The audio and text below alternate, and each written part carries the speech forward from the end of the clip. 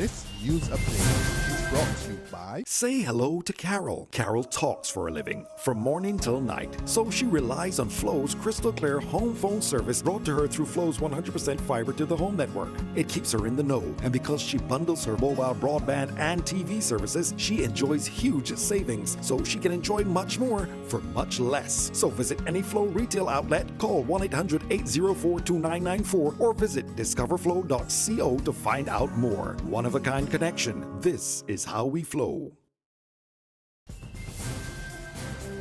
It's Friday, September the 16th, 2016, and this is your Barbados Today Morning News Update. I'm Emmanuel Joseph. Thanks for joining us. Topping the news at this hour, lawmen have made a major breakthrough in the investigations into contraband entering and leaving Her Majesty's prison at Dodds. This came a day after Barbados Today reported that a prison officer had found himself at the center of a contraband investigation. And late last night, Police Public Relations Officer Acting Station Sergeant Roland Cobbler announced that 41-year-old prison officer Sean MacDonald Herbert of Olives Gap through the Bridge, St. Michael, had been arrested and charged for committing a number of criminal offenses under the Prison Act. Herbert is facing 3 charges: giving a number of letters and photographs without lawful authority to a prisoner, taking a number of letters and photographs out of jail without lawful authority, and unlawfully attempting to convey a number of letters and photographs to a prisoner.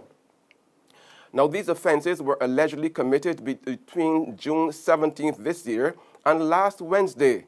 The accused prison officer is scheduled to appear in the District C Magistrates Court today.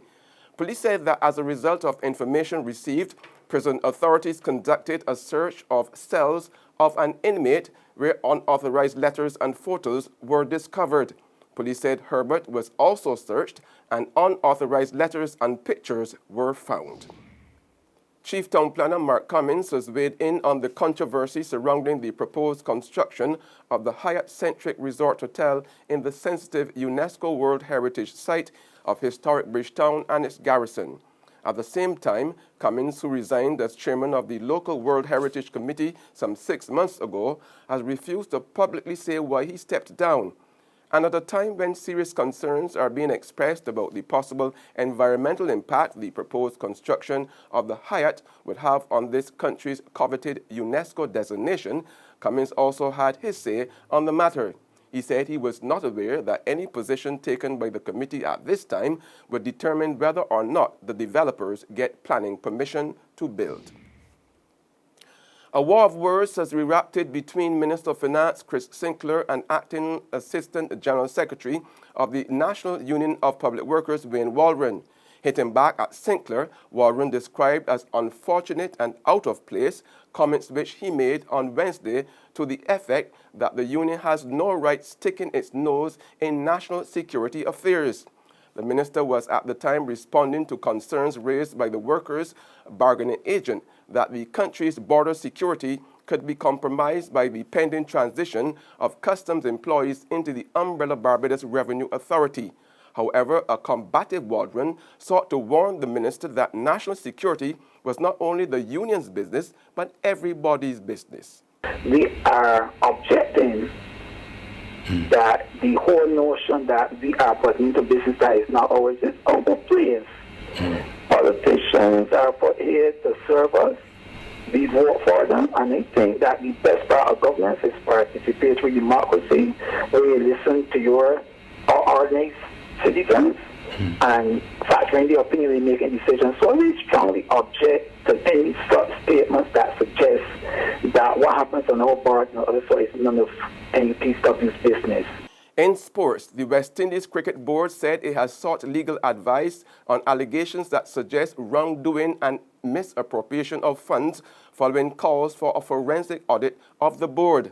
Former presidents and officials have urged CARICOM to conduct a forensic audit of the board in order to save West Indies cricket from absolute and total downfall. But the WICB is maintaining that the allegations are baseless and said it has been advised that in a number of instances, the call for a forensic audit carries the suggestion of wrongdoing and misappropriation of the board's funds by present members of the WICB. The Guatemalan Football Federation, FEDFUT, will be suspended by FIFA amid a row over political interference. World Football's governing body said local authorities had intervened to undermine a committee appointed to run the game there following a serious corruption scandal. The national team and all the country's clubs will be excluded from all international competitions. Senior FIFA official Primo Carnavoro said the ban might not be immediate. There's regional and international news after this short break. Secure your future, be financially strong. Since 1983, we have been there for you. A smart range of products, great tax benefits. We're the solution to your hopes and your dreams. The Barbados Workers Union Cooperative Credit Union. The Barbados Workers Union Cooperative Credit Union. Humble beginnings to smart loans, smart savings. Save smart and borrow smarter, that's the move for me. Stability, prosperity, we're the solution to your hopes and your dreams. The Barbados Workers Union Cooperative Credit Union. The Barbados Workers Union Cooperative Credit Union. In regional news now, St. Vincent and the Grenadines Prime Minister Dr. Ralph Gonsalves is this morning insisting that his government will not be putting another cent into regional airline Hyatt until it cleans up its act. Gonsalves, who has championed the cause of Hyatt on many occasions in the past, made his position clear following a meeting in Kingstown on Wednesday with Hyatt management headed by acting CEO Julie Reefer-Jones. The agenda of the meeting was the poor service to the island in recent weeks. The now revised position of the Vincentian Prime Minister follows closely on the heels of St. Lucian Prime Minister Alan Chastanet, who revealed plans to allow other airlines to compete with Hyatt. Guyanese authorities have launched a major assault on the chaos on the roads that has resulted in an alarming death rate this year so far. As of yesterday, Operation Safeway has gone into effect, and with it, an increased number of day and night police traffic patrols, random breathalyzer testing, and monitoring the running of red lights. Now, Acting Police Commissioner David Ramnarine says the main purpose of the operation is to reduce all kinds of accidents and bring back normalcy on the roads. We'll have the reintroduction of spotting exercises. We'll have an increased deployment at black spots. The black spots are basically the cluster where you have fatal accidents by what you call spatial and temporal analysis. We'll have random breathalyzer testing, very, very important. Aside from illegal use of horns, police will also crack down on motorists running the red light, illegal parking, illegally changing lanes, reversing illegally, among other offenses. Pedestrians and cyclists who ignore traffic lights should also be on the lookout. Of the 89 fatal accidents this year, in 14 cases, drunk driving was the resultant cause, to put it that way.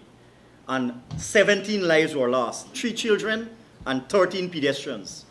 And on the international scene, a clampdown on Syrian refugees entering Jordan has left 75,000 people stranded in the desert in a no-man's land between the countries, cut off from aid for months. Now, Amnesty International released satellite images yesterday that show the extent of a makeshift refugee camp in Al Rukban, an area of desert known as the Berm, along Jordan's northeast border with Syria. It's also near both countries' borders with Iraq. Amnesty says the camp has grown from 368 shelters a year ago to 8,295 this month. That's news and sports, but for the very latest, visit our website at www.barbadostoday.bb.